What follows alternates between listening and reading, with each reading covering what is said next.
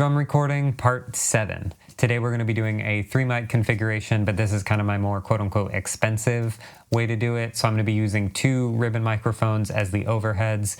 This is going to give us good stereo width and a full picture of the drums. And then I'm going to be miking the kick drum with an Audix D6, which is going to reinforce that low end and give us more punch. Please make sure you like and subscribe if you're interested in following along with this series or learning more about music production or Logic Pro.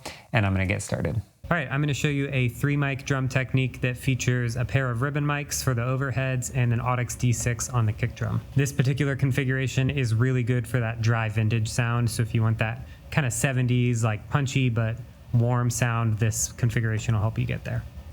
So for my overheads, I'm using what's called Glyn Johns technique. So I'm using ribbon mics for this, but you can use large diaphragm condensers or anything like that. Even 57s you can use up here. But this one is directly above the snare, pointed straight down at the snare drum. I'll try to get an angle of it here. Kind of hard to see, but pointed right down at the snare. And then this one over here is right above the floor tom, pointed over at the snare. So what this gives you is a good balance with the snare right in the center of the stereo field, and then you can lean your pan slightly left and right and get a little bit of spread, and then this also reinforces the low end of the floor tom. On the kick drum, I'm using an Audix D6, which has a great low end response, but for the vintage type of sound, I recommend pulling the kick drum out of the port and just onto the head, and I left about 2 fingers of space. We're really just looking for that low end punch and warmth. And then for the placement on this mic that's near the floor tom, it is basically, you know, about a palm or a fist above the floor tom and just pointed directly at the snare. And then the only other important thing to note here is you should measure the distance from the snare to each microphone and make sure that's balanced, because that'll put you in phase with the snare and keep it in the center of your stereo image. So we're going for about 2 drumsticks of space here.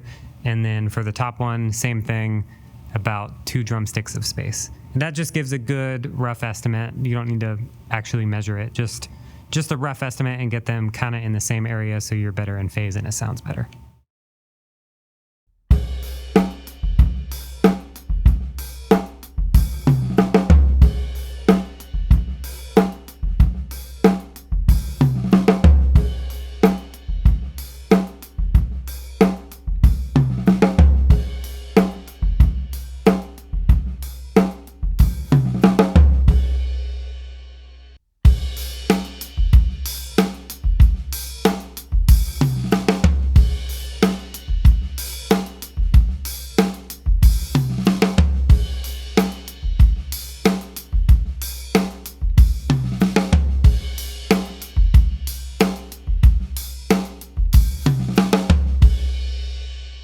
Thank you so much for watching this video. I hope you learned something and can get some better drum sounds in the future.